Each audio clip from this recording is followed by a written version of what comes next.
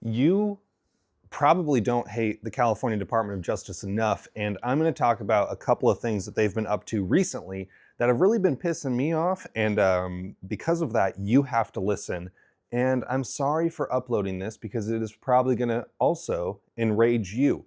So, there's a variety of things that the California Department of Justice is basically always doing. One of these things I've talked about before. 3 of them are new. The one that we're going to talk about at the end is going to essentially, in practice, and this is not clickbait, this is not exaggeration, in practice, the last thing that I'm going to talk about today is going to effectively be a complete handgun sale ban, including private party transfers, that police are exempt from. Before we get into the video today, I do want to say thank you to the sponsor of this channel, and it is Delete Me. Delete Me is the primary sponsor of this channel currently, and they're the reason that I get to do a whole lot of cool things. What Delete Me is a service that goes online and removes a lot of your personal identifying information from the internet, making it significantly harder for someone to just type in your name and figure out where you live, figure out your phone numbers, figure out where your kids go to school, figure out where your wife works. Delete Me is an awesome service. The California Department of Justice has doxed me twice, which isn't a whole lot of times, but it is interesting that it has happened twice.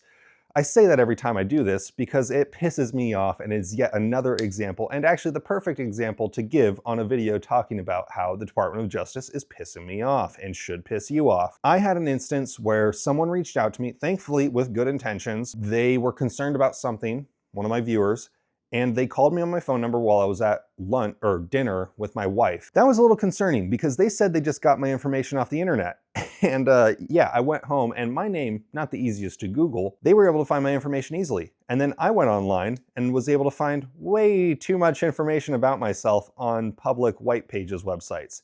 And I found it on way too many websites for me to handle deleting it from all of them. So Delete Me takes all of the hard work out of the way for you and makes it so much easier to make it so much harder for people to find you on the internet, which for me is an invaluable service that I've been paying for. I've paid for this for like 4 years now, and I'm very happy to have them as a sponsor. So use the link in the description. It should be on screen potentially as well, and in the pinned comment, something like that. You can use those links, check it out. It'll save you some money, save you a whole lot of time, and help protect you from online threats. So the first thing that I want to talk about is something that I've talked about before. It's just the Department of Justice is always doing stuff like interpreting certain laws in a way that they really don't have the power to do. It's basically the same way that the ATF for a long time was saying, oh, pistol braces are actually stocks, and the FRTs, which only fire 1 round per pull of the trigger, those are actually machine guns, and a bump stock itself is actually a machine gun. And if you had a bump stock, that'd be, you know how they're always doing that, right? It's crazy. They're always just making rules up. Well, recently, the Flip Defense featureless grip, so this is a grip that goes on an AR-15 style rifle. This, by definition, is not a pistol grip. What this grip does is allows you to convert it by the use of a tool to a standard configuration. I've loosened it up completely so I can go back and forth, but you would crank this down and it would be a featureless grip. This was an awesome grip. This is a grip that I helped do some of the prototyping of. I think that this was a fantastic solution for people that wanted the ability to go back and forth between fixed mag, featureless, in-state, out-of-state, rimfire, or centerfire semi-auto rifles. There's a very effective way of doing that. The DOJ sent them a cease and desist saying you can no longer sell this or should no longer sell this because installing it on a firearm could be making an assault weapon. Okay, that they said was illegal, but a piece of Kydex with 1 screw on it that has less threads to turn before it just slides right off, that's totally fine. Yeah, sure. Small business potentially ruined. Small veteran-owned business potentially ruined because the California Department of Justice didn't want us to have something. I love them so much. Now, in addition to that, the California Department of Justice, this is really more of a reason to dislike the state legislature, which for some reason a lot of you people keep voting in a Democrat supermajority that has the ability to pass any law they want without any amount of pushback to the point where they can get a supermajority that even if for some reason Newsom vetoed it, they could still just ram it through anyway. Well, this next one is going to be, it will now be required, I believe on September of this year, for you to enter an email address onto the DROS system. So the DROS system, for those of you that don't know or aren't in the state of California or don't know the vernacular, the DROS system is what in the state of California we use. You purchase a firearm, you fill out a 4473, the federal form, right? The state then has a dealer record of sale system, which is the registration and state's background check system. Currently, you have to enter in all your personal identifying information, your ID info, your address, a phone number. Well, now you're going to have to enter an email address. Now, putting fake information on a government form is illegal. However, if you happen to have the email address, Robert Bonta can suck my balls at gmail.com, I don't think that's illegal. It'd be kind of funny.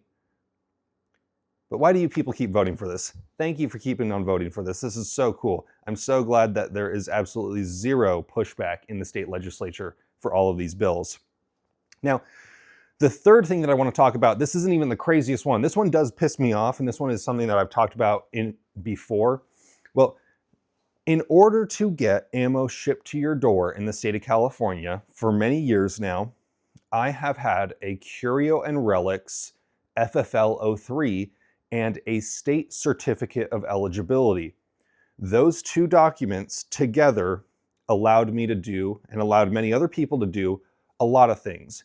Most notably, what it allows you to do is have ammunition shipped straight to your door. That's awesome. So I've made 2 videos now over the last 7 or so years talking about how to do it, why you should do it, the benefits, information on how to fill out the forms. And in the most recent one that I did, I mentioned how the DOJ was requesting, when you fill out the form for your certificate of eligibility, they were posturing as if you had to provide them your FFL 03 number, which there is no legal requirement for you to do at all. But the DOJ was reaching out to people and saying, hey, until you provide this, your application is incomplete. And for a long time, myself and many other people would just respond to that email and say, that's incorrect. I'm not legally obligated to give you that information. Process my information or process my application. And that worked. However, now they have essentially stonewalled that process, and you have 2 choices. 3, I guess. 2 really, though. You can either submit your FFL 03 information to them. You could not submit it and have your application canceled. And then I guess the third option would be, technically you might have 4 options, but the fourth one is the secret option. The third option would be spend a ton of money to pay a lawyer to sue the DOJ, because when you tell them that you're not going to do it, they respond with a list of penal codes. Those list of penal codes do in fact mention various things. None of them, if you read them, say anything about you being required to submit that information. And I'm really looking forward to having to renew my COE again.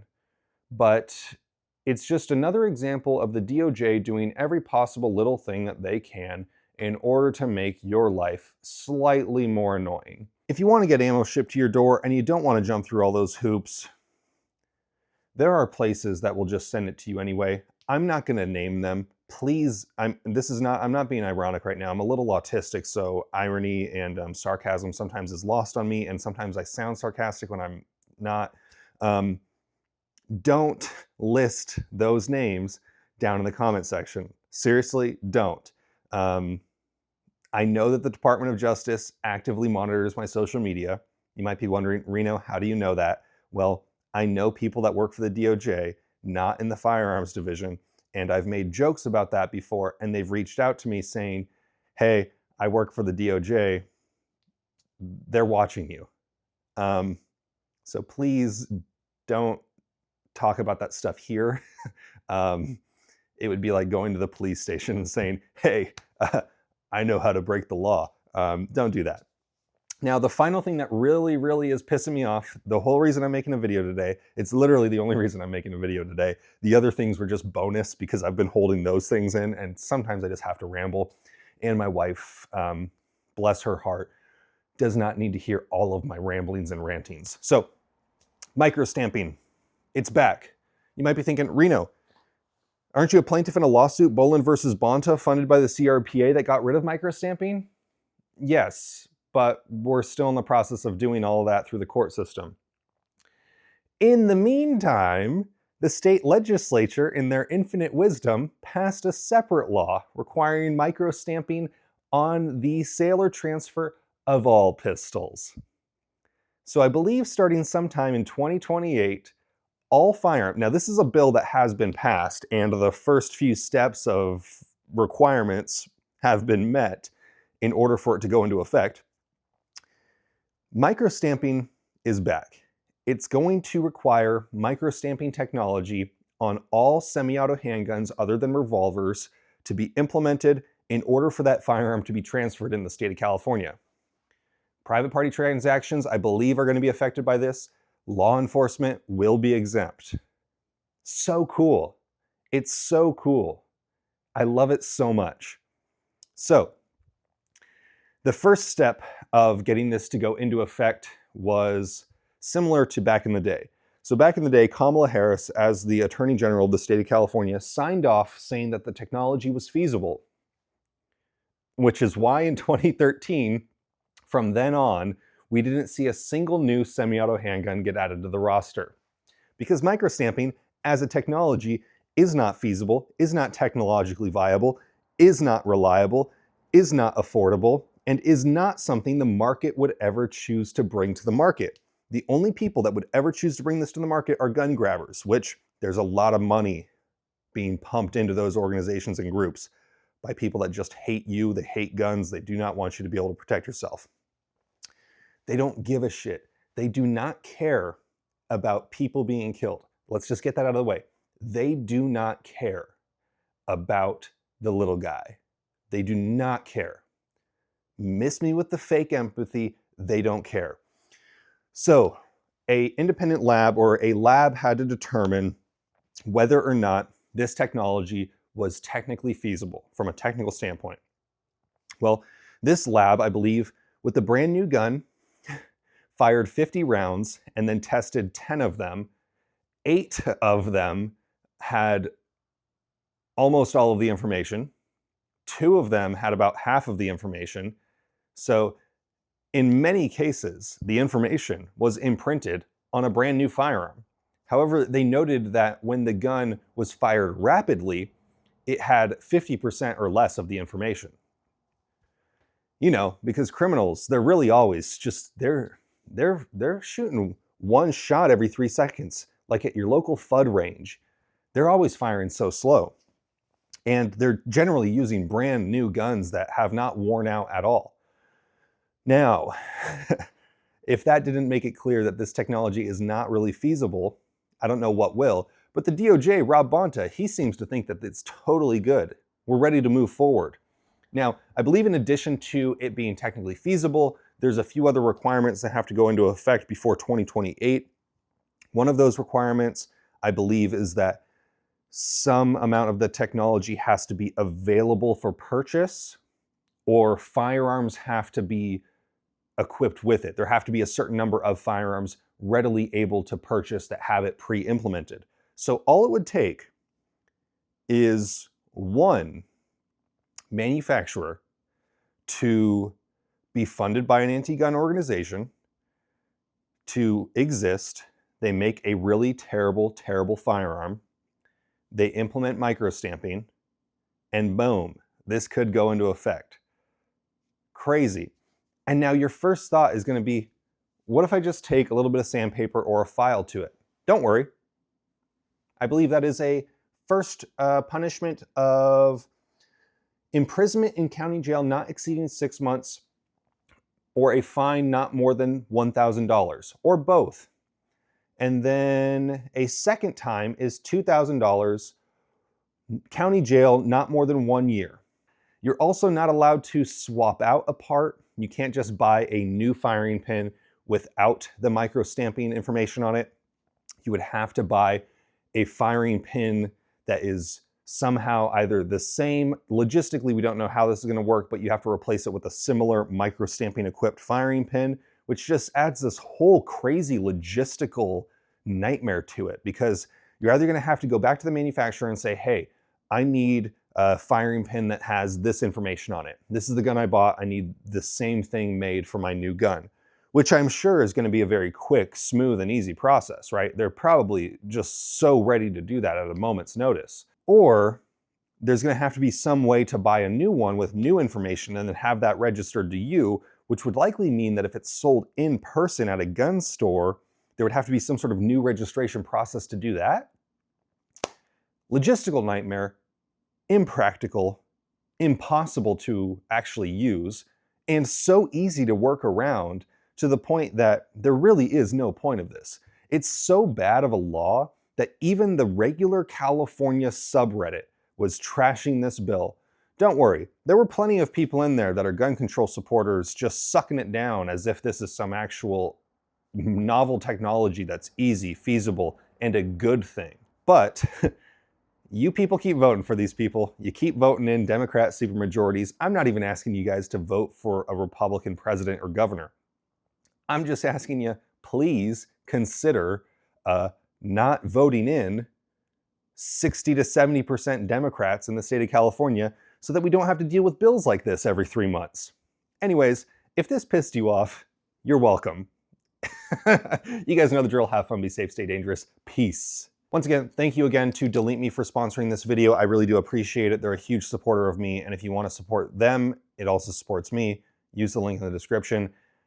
I love doing these ad reads because it's something that I actually truly believe in, and it allows me to not have to do a whole lot of ad reads for mobile game companies or things that I don't actually want to do, which I've never done, but I get to support cool companies that support me, and you can support them, which supports me and supports you. Thank you.